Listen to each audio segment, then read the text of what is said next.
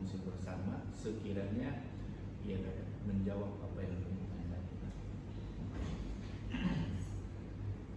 Sebelum saya ingin menggunakan soalan, saya ingin mendengar pendapat Cikgu berdasarkan pengalaman mengajar. Jika Cikgu sudah bersedia, saya ingin menggunakan beberapa soalan ringkas mengenai latar belakang Cikgu terlebih dahulu. Soalan pertama, berapa lama Cikgu telah mengajar?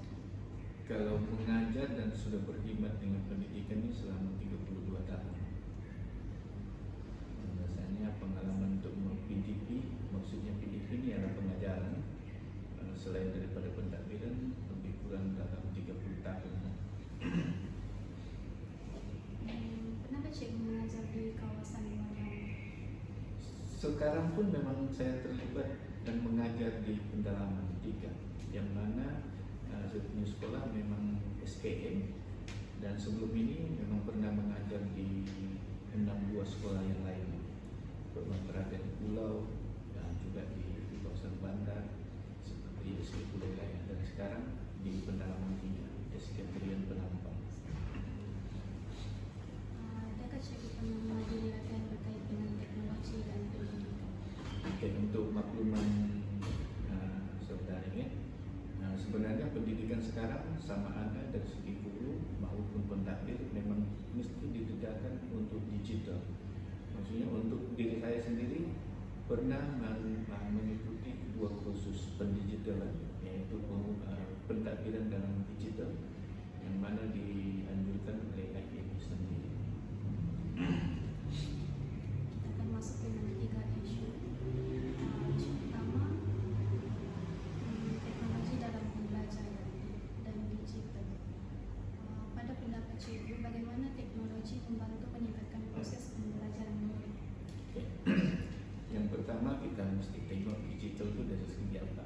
Okay. Kalau macam untuk sekolah saya di pendalaman, digital ini sebenarnya telah dilaksanakan sejak daripada tahun lepas lagi, yang mana kelengkapan itu perlu.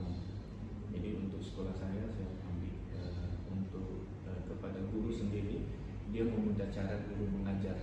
Kepada murid pula, dia memudahkan murid untuk belajar, di mana dia boleh mengakses apa yang dia dapat inginkan selain daripada yang ada di teks ataupun selain daripada apa yang guru ajar. Okay. Contohnya untuk sekolah saya, di situ kami menggunakan setiap kelas ada smart TV. Jadi saya punya murid boleh mengakses ataupun guru saya boleh melaksanakan PDPC itu secara dalam talian, yaitu menggunakan melalui YouTube sendiri. Dan murid saya juga ataupun sekolah saya itu mempunyai kelebihan, yaitu mempunyai tablet sebanyak 8 biji, dan anak-anak saya, murid saya maksud saya, boleh mengakses menggunakan itu. Jadi maksudnya kelebihan untuk digital ini memang banyaklah untuk guru sendiri dan juga murid.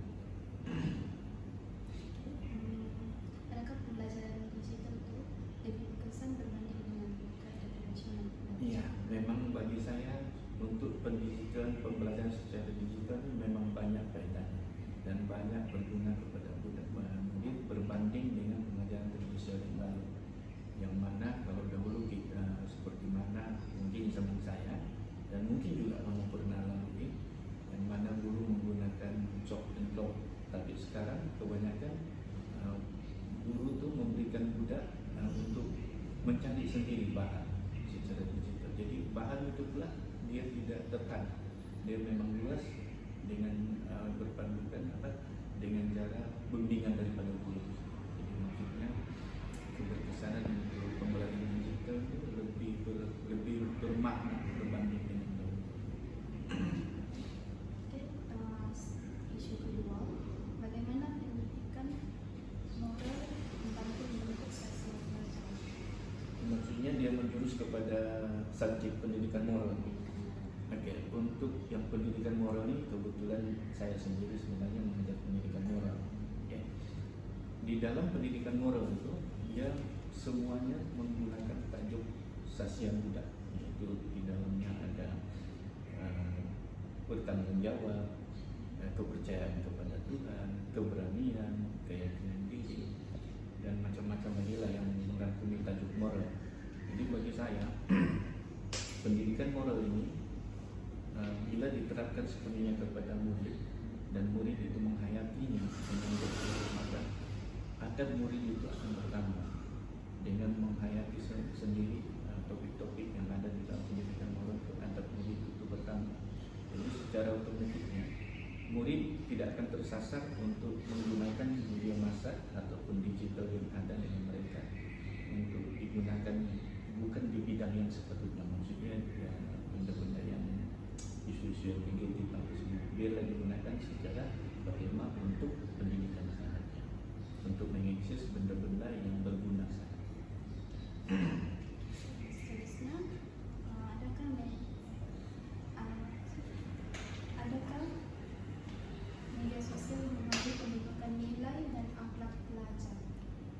Media sosial ini sebenarnya bergantung dengan cara ataupun kita yang akses benda lah. Jadi bagi saya kalau media sosial yang mereka lebih kepada tumpukan itu lebih kepada mungkin akses game ataupun benda-benda yang hiburan, mungkin itu ada pengaruh negatif sedikit. Tetapi sekiranya media sosial itu digunakan untuk PDP saja ataupun untuk mengakses benda-benda yang keperluan untuk mendapatkan berita-berita semasa atau keperluan pendidikan, rasanya tidak akan mengganggu situasi pembelajaran ataupun situasi pendidikan murid itu sendiri. Jadi kesimpulan di sini yang saya boleh bagi ialah bergantung kepada individu itu sendiri, terutamanya macam kelompok sendiri. Media sosial bidang apa yang kamu mau akses, adakah bidang pendidikan ataupun hiburan ataupun apa-apa. Jadi itu bergantung dengan individu itu sendiri. Jadi untuk bagi saya, untuk murid-murid saya di dalam pendidikan ini, kami lebih meminta mereka atau mendidik mereka menggunakan telepon bimbit itu sendiri untuk mengakses benda-benda yang bagus saja. Maksudnya memang kita war-warkan, jangan lihat benda-benda yang tidak baik atau benda-benda yang tidak yang negatif, tapi lihat kepada benda-benda yang berguna saja. Walaupun bermain game, tapi tengok game apa yang sesuai.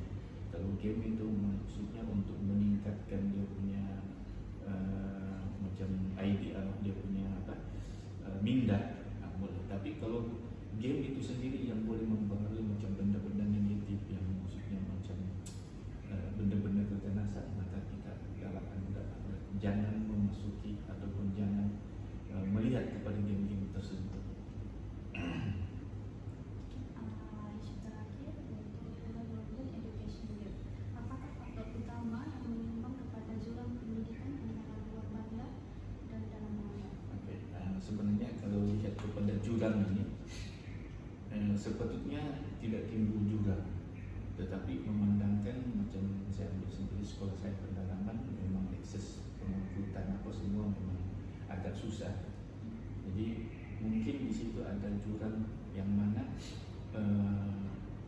apa yang ada di bandar, contohnya kemudahan-kemudahan yang ada di bandar tidak terdapat di pendalaman. Tetapi harus diingat sekarang kita banyak menggunakan internet sekarang.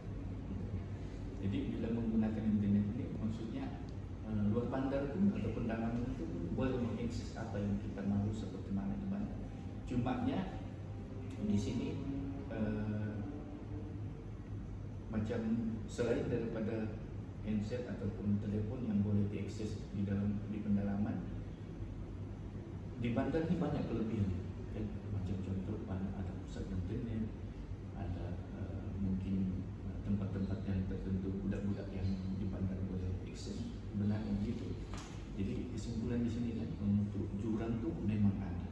Cuma jurangnya kalau buat masa sekarang saya rasa memang tidak banyak sudah. Sebab melalui talian-talian telepon ini mungkinnya anak-anak di pendalaman pun juga boleh merasai apa yang ada di bandar. Soalan seterusnya, apakah harapan cikgu terhadap masa depan untuk pendidikan luar Banda? Oke, kalau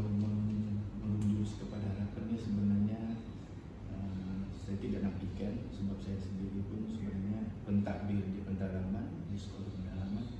Memang besarlah harapan saya untuk anak-anak didik yang ada di pendalaman, bukan hanya di sekolah saya, tetapi seluruh negara. Anak-anak yang di pendalaman ini memang besarlah harapan kami agar mereka juga mencapai impian apa yang mereka inginkan, seperti mana budak-budak yang ada di pendalaman. Mereka juga kami mengharapkan mendapat akses pendidikan seperti mana yang didapat oleh anak-anak mereka.